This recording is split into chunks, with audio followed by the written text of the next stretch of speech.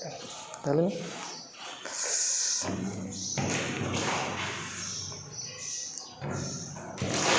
Good morning student. बघा आपण बघत होतो स्ट्रेट लाईन आणि स्ट्रेट लाईनमध्ये आपण एक्सरसाइज 5.1, 5.2 आणि 5.2 आय थिंक कंप्लीट केले आहे. 5.3 मधले बरेचसे प्रॉब्लेम तुम्ही काही होमवर्कला सॉल्व्ह केले ना, आपण ते गेलेले आहेत. बघा आज आपण नवीन पॉईंट घेणार आहोत, जनरल इक्वेशन ऑफ लाईन. काय बरं? General equation of the line. मग या जनरल इक्वेशन ऑफ द लाईनमध्ये काय शिकणार आहोत? सर्वात महत्त्वाचं बघा, आत्तापर्यंत आपण इक्वेशन ऑफ द लाईन बघितलं. इक्वेशन ऑफ द लाईनमध्ये आपण करण्यासाठी काय केलं? पहिल्यांदा आपल्याला त्या लाईनचा स्लोप माहिती पाहिजे होता. काय माहिती पाहिजे होता? Slope m. त्यानंतर एखाद्या लाईनचं इक्वेशन फाइंड आउट करायचं असेल तर स्लोप माहिती पाहिजे होता, x1 y1 माहिती पाहिजे होतं आणि यावरनं आपण त्या लाईनचं काय शोधलं? इक्वेशन शोधलं. आणि मग ते इक्वेशन दिसतं कसं? तर त्या दिसतं बघा, ax + by + c = 0. CETला बऱ्याचशा प्रॉब्लेममध्ये विचारलेलं आहे की find the equation of the line. म्हणजे काय? तुम्हाला इक्वेशन देतात, थोडक्यात काय बघा, x² + y² = r². हे इक्वेशन आहे, जनरल इक्वेशन आहे. कोणाचं आहे? सर्कलचं आहे. कोणाचं आहे? सर्कलचं. नंतर y² = 4ac, हे पॅराबोलाचं आहे, ते आपल्याला घ्यायचं आहे. नंतर ax + by + c = 0. आणि मग क्वेश्चन असा असतो, which of the following equation is in straight line, किंवा काय म्हणतो आपण सर्कल, की खाली दिलेलं इक्वेशन कोणतं सर्कल डिनोट करतं, की हायपरबोला पॅराबोला डिनोट करतं, की लाईन इक्वेशन डिनोट करतं, या पद्धतीने. मग general equation of the line आहे ax + by + c = 0. मग एक पॉईंट आपण कव्हर केला की आपल्याला दिलेल्या सर्व माहितीवरून आपण आत्तापर्यंत शिकलो की इक्वेशन कसं तयार करायचं. पण तुमच्या समोर जर हे इक्वेशन असेल तर त्या इक्वेशनवरनं स्लोप काय असेल? काय असेल? स्लोप. म्हणजे थोडक्यात काय झालं, आता इक्वेशन देणार, पहिल्यांदा काय होतं? स्लोप दिला जायचा, पॉईंट दिला जायचा. काय शोधलं तुम्ही? इक्वेशन. आता काय दिलेलं असणार आहे? इक्वेशन. इक्वेशनवरनं तुम्हाला काय फाइंड आउट करायचं आहे? त्याचा स्लोप, त्याचा एक्स इंटरसेप्ट आणि त्याचा वाय इंटरसेप्ट. ओके, या पद्धतीने. मग आता बऱ्याचशा विद्यार्थ्यांना प्रश्न पडतो की नेमकी एक्स इंटरसेप्ट, वाय इंटरसेप्ट म्हणजे नक्की काय असतं? ओके, मग बघा एक छोटीशी डायग्राम काढतो जी 10th मध्ये तुमची झालेली आहेत. 10th मध्ये तुम्ही ग्राफ काढलेत बघा. काय काढले? ग्राफ काढला. त्यामध्ये आपण लाईन दाखवली, कशावरती? ग्राफवरती लाईन दाखवली. मग x + y = 3. x + y = 3 हे इक्वेशन होतं आणि हे इक्वेशनचं ग्राफ तुम्हाला या लाईनवरती या ग्राफवरती तुम्हाला काढायचं आहे. मग कसं शोधलं तुम्ही त्यावेळेस? बघा या पद्धतीने केलं तर आठवत असेल बघा तुम्हाला. हा x, हा y, नंतर इथं काय म्हणायचं तुम्ही? x आणि y. मग x आणि yच्या व्हॅल्यू तुमच्या मतानुसार घ्यायचे. ओके, मग सुरुवातीला मी x ची किंमत 0 घेतो, तर y ची किती? 0 + y = 3, म्हणजे y = किती? 3. म्हणजे पहिला पॉईंट आला 0,3. त्यानंतर मी y ची किंमत 0 घेतो, मग काय आला? x = 3, मग दुसरा आला 3,0. नंतर मी घेतली x ची किंमत किती घेतली? 1. y ची किती येणार? ऑटोमॅटिक 2, म्हणजे किती झाला? 1,2. आणि हे पॉईंट तुम्ही इथं ग्राफवर काय करायचे? प्लॉट करायचे. मग कसे? 1, 2, 3, 1, 2 आणि किती?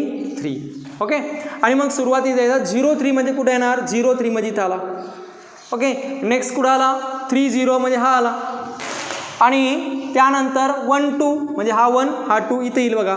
आणि यामधून आपण जर एक स्ट्रेट लाईन काढली, मेजरमेंट क्लिअर असेल तर ती लाईन आली, ही आली बघा. ओके, ही लाईन. मग या लाईनला काहीतरी नाव देणं गरजेचं होतं आणि मग या लाईनचं नाव होतं x + y = किती? 3.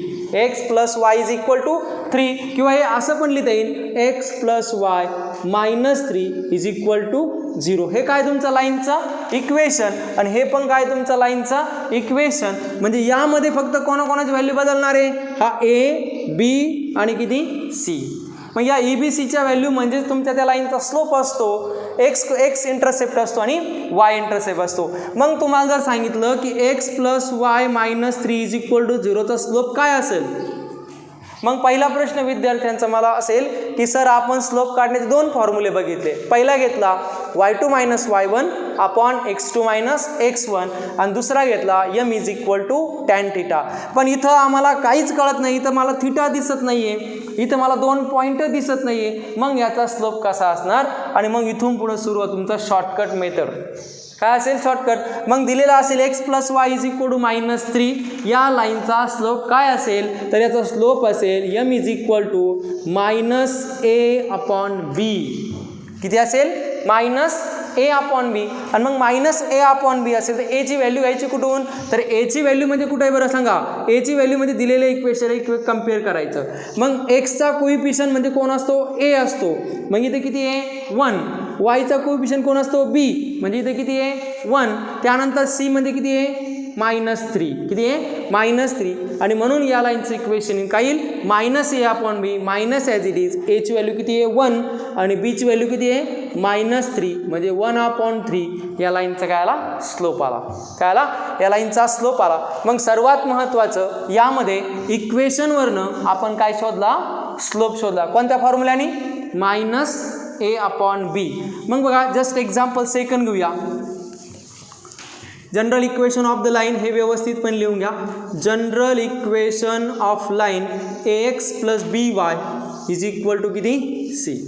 मग एक्झाम्पल म्हणून मी घेतो 3x plus 2y plus 5 is equal to 0. हे त्याचं काय आहे? General equation of the line. एक काय घेतलं मी तुम्हाला? एक्झाम्पल घेतलं.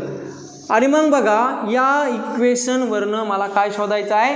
स्लोप. या इक्वेशनवरनं या लाईनचा स्लोप काय असेल? आता काही मुलं म्हणतील इथं 3 0 आणि 0 3 हे काय 2 पॉईंट आहे आणि त्यामधून जाणार रेषामध्ये काय y2 मायनस y1 आपण x2 minus x1.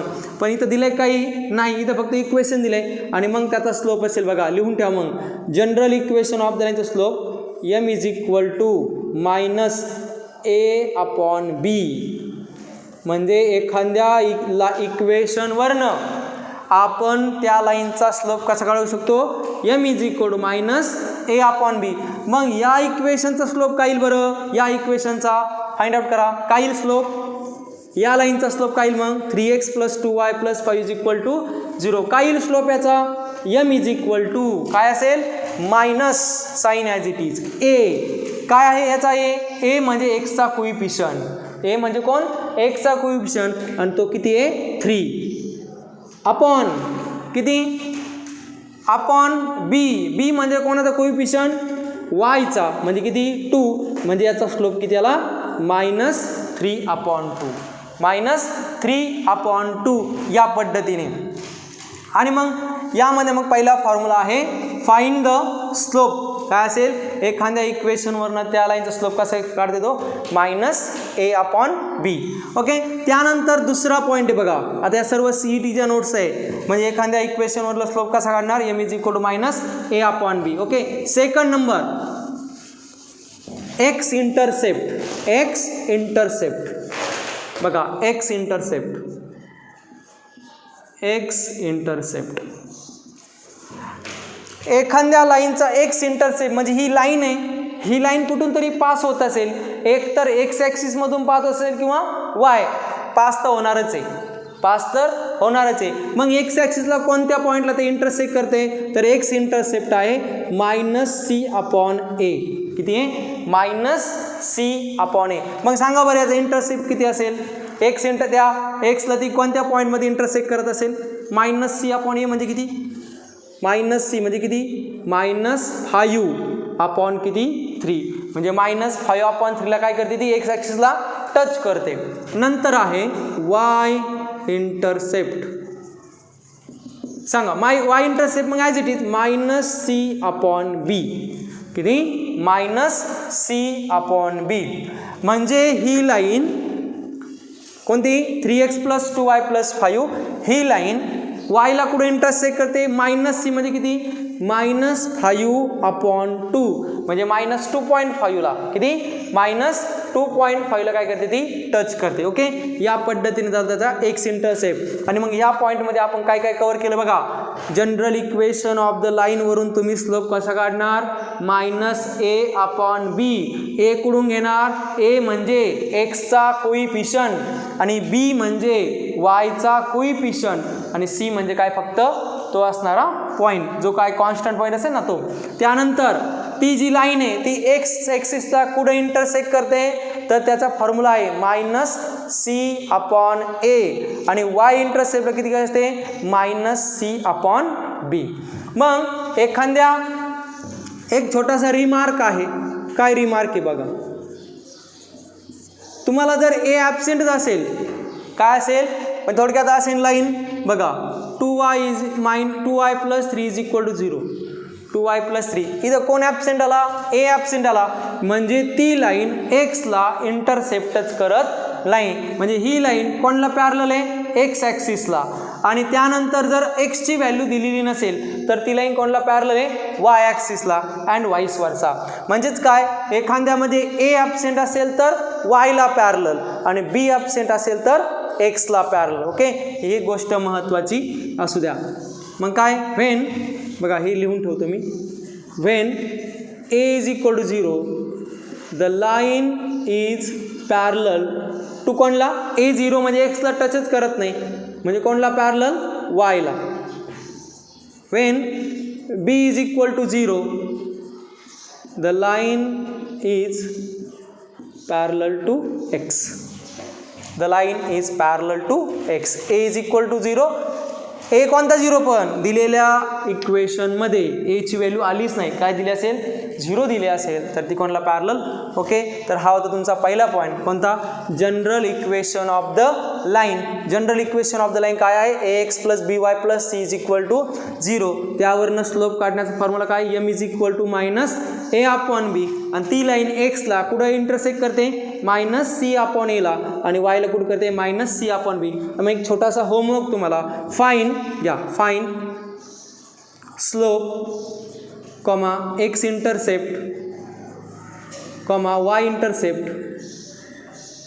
Y intercept ती लाईन आहे बघा, x + 2y - 7 = 0. x + 2y - 7 काय विचारलं त्यांनी, स्लोप विचारला आहे, एक्स इंटरसेप्ट आणि काय शोधायचं आहे, y intercept. Okay, now write down दिस.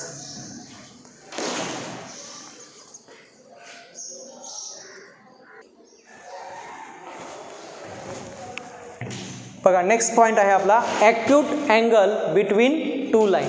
Acute angle between two line, acute angle between two line. मग acute angle between two line म्हणजे काय बघा, आता सपोज हा तुमचा ग्राफ आहे, हा एक्स ॲक्सिस आणि हा कोणता ॲक्सिस, वाय ॲक्सिस. ओके, आणि यामधलं दोन लाईन कुठं नाही पास झाल्या, दोन लाईन कुठूनही पास झाल्या, कोणत्याही कुठूनही दोन लाईन काय करा, पास करा. बघा इथं अँगल तयार झालं की नाही, त्याला आपण म्हणतो ॲक्यूट अँगल. काय म्हणतो, ॲक्यूट अँगल. आणि it is denoted by tan theta is equal to, it is denoted by tan theta is equal to m1 minus m2 upon 1 plus m1 into m2. याचं जे प्रूफ आहे ते तुम्ही होमवर्कला काय करायचं, सुरुवातीला राईट डाऊन करायचं. बघा याचं जे प्रूफ आहे ते तुम्ही होमवर्कला काय करायचं, तुमच्या नोटबुकमध्ये राईट करायचं आहे. नेक्स्ट लेक्चरला आपण त्याचं प्रूफ बघणार आहोत. ओके, परंतु यावरले एक्झाम्पल खूप महत्त्वाचे आहेत. काय फॉर्म्युला आहे मग, tan theta is equal to m1 minus m2 upon 1 plus m1 into m2. मग आता बऱ्याचशा विद्यार्थ्यांना प्रश्न पडला असेल की m1 म्हणजे काय आणि m2 म्हणजे काय. तर बघा या फॉर्म्युल्यामध्ये tan थीटा, आपल्याला थीटाची व्हॅल्यू काढायची आहे आणि म्हणून tan 0 किती असतो, tan 30 किती असतो, tan 45 किती असतो, tan 60 किती असतो हे माहीत असणं गरजेचं आहे. मग बघा तुमच्यासाठी छोटंसं होमवर्क, tan 0ची व्हॅल्यू 10th मध्ये तुमची पाठ असेल तर सांगा, tan 30, tan 45, tan 60 आणि tan 90. हे इट इज नॉट डिफाईन आहे, ND सांगता येत नाही tan 90. ओके, या तीन मात्र तुम्ही, tan 0ची 0 असेल, tan 0ची काय असेल 0 असेल. आता मात्र tan 45ची 1 आहे. आता tan 30ची काय असेल तर शोधा, दोनच राहिले फक्त. ओके, 1/√3 आणि √3. Okay, m1 minus m2 upon 1 plus m1 into m2. जर दोन लाईन घेतल्या, ही पहिली लाईन घेतली आणि ही दुसरी लाईन घेतली अशी, ओके, या पद्धतीने पॅरल असेल, या दोन लाईन एकमेकाला काहीतरी अँगल तयार झाला. ओके, किंवा पासिंग थ्रू द ओरिजिनच घेऊया. काय घेऊया? पासिंग थ्रू द ओरिजिन, म्हणजे ते डायग्राम व्यवस्थितपणे. हे आहे तुमची पहिली लाईन किती? L1. हे तुमची दुसरी लाईन किती? L2. आणि या दोघांमध्ये काय झालं? काहीतरी अँगल थिटा. तो थिटा आपल्याला मेजर करायचा आहे passing through the origin. Passing through the origin सगळ्यात महत्त्वाचा शब्द आहे बघा. मग M1 म्हणजे काय? M1 म्हणजे slope of the first line. M1 म्हणजे काय? Slope of the first line. M2 म्हणजे slope of the second line. Slope of the second line. आणि M1 म्हणजे फर्स्ट लाईनचा स्लोप, M2 म्हणजे दिलेल्या फॉर्म्युल्यामध्ये व्हॅल्यू टाकल्या की आपल्याला काय मिळणार आहे? Acute angle between two line passing through the origin. Okay, लक्षात घ्या. त्यानंतर आहे बघा सेकंड इंटरसेक्शन पॉईंट.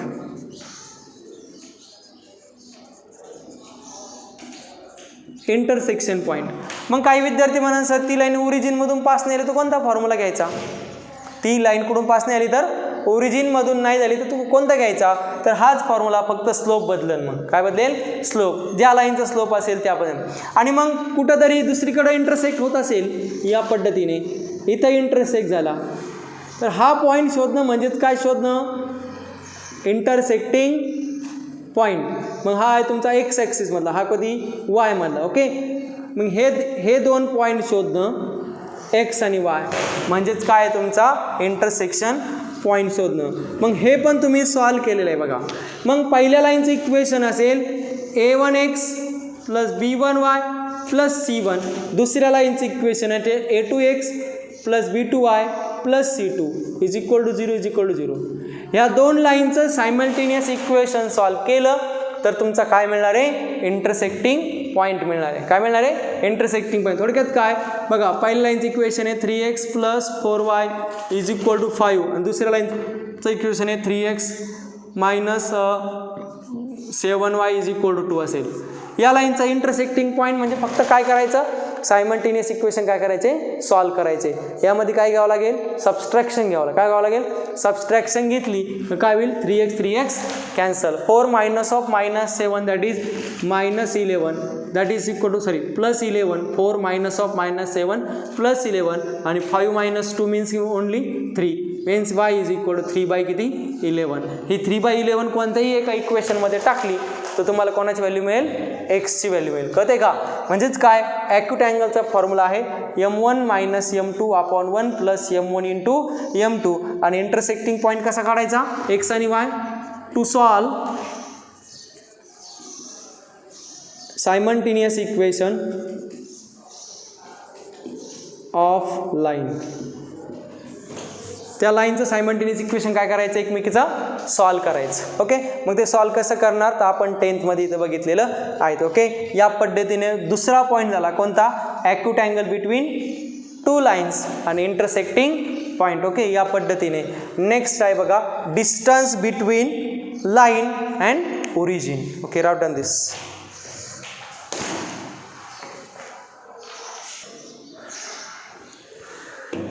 ओके, तर बघा आपला लास्ट पॉईंट आहे यामधला फॅमिली ऑफ द कर्व आहे, तो मात्र आपल्या रिड्युसिंग सिलेबसमध्ये कंटेन झाला आहे. लक्षात घ्या, फॅमिली ऑफ द कर्व तरी तो आपण घेणार आहोत, तर थोडंफार आपण बघूया.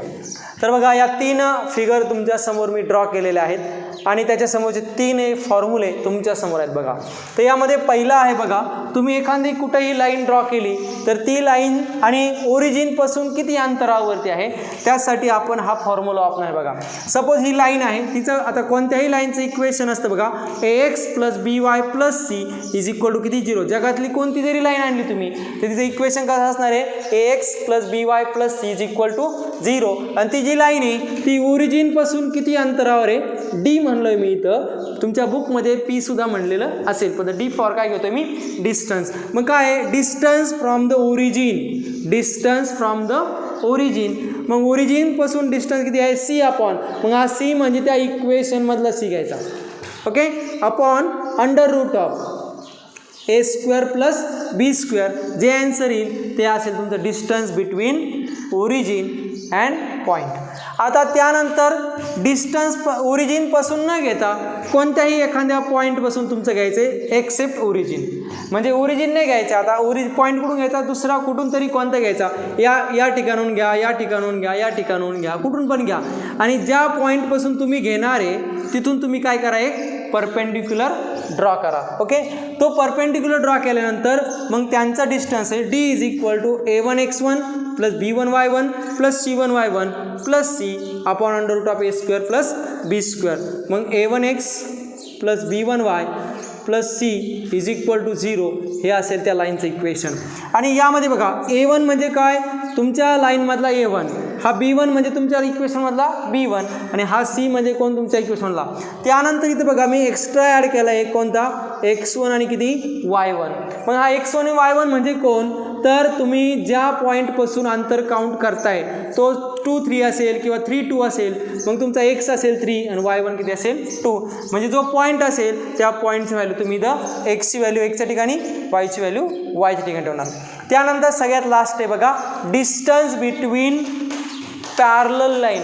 म्हणजे एखाद्या प्लेनमधून 2 लाईन पॅरलल जात असेल आणि त्यामध्ये तुम्ही दोघीमधलं काय शोधायचं असेल, डिस्टन्स शोधायचं असेल, तर बघा इथं आहे ax plus by plus c1 ax plus by plus c2. तुम्ही म्हणशाल सर इथं a1x b1y इथं a2x b2y का आलेलं, तर लक्षात घ्या 2 जर लाईन पॅरलल असतील तर त्यांचा स्लोप कसा असतो, सेम असतो. बघा लक्षात घ्या, 2 लाईन एकमेकीला काय असेल, पॅरलल असेल तर त्यांचा स्लोप कसा असतो, इक्वल असतो. 2 लाईन एकमेकीला परपेंडिक्युलर असतील तर त्यांचा स्लोपचा प्रोडक्ट हा -1 असतो. लक्षात घ्या, if 2 lines are parallel then m1 is equal to m2. 2 lines are perpendicular to each other then m1 into m2 is equal to -1. म्हणजे 2 लाईन पॅरलल दिला, पहिल्या लाईनचा जो स्लोप असेल तो दुसऱ्या लाईनचा असेल.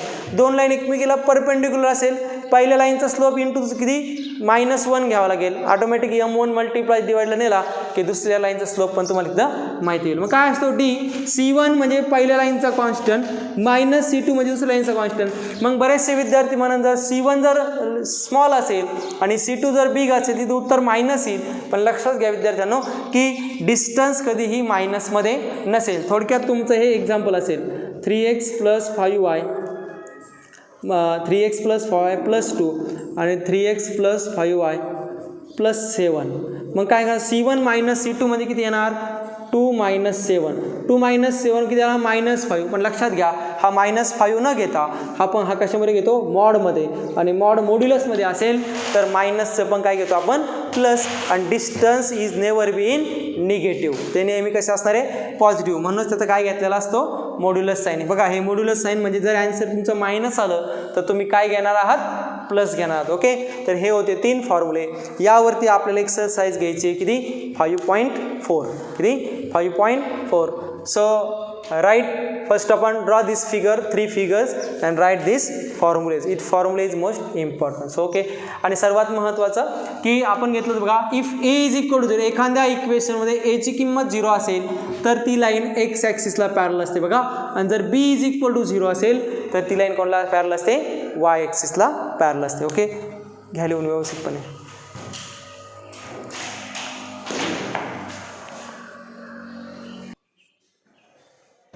ओके, सर्व राईट डन झालं. सर्वात महत्त्वाचं सूत्र बघा, एक्सरसाइज 5.4. तुम्हाला हे जर सर्व फॉर्म्युले व्यवस्थित रिमाइंड झाले असेल तर एक्सरसाइज 5.4 सॉल्व्ह करायला सुरुवात करा. नेक्स्ट व्हिडिओमध्ये आपण ती स्टार्ट करणारच आहोत, परंतु तुम्ही पण स्वतःहून थोडंफार फॉर्म्युले वगैरे काय करा, रिमाइंड करा आणि एक्सरसाइज 5.4 सॉल्व्ह करण्याचा काय करा, प्रयत्न करा. So okay, and thank you for watching this video. Okay.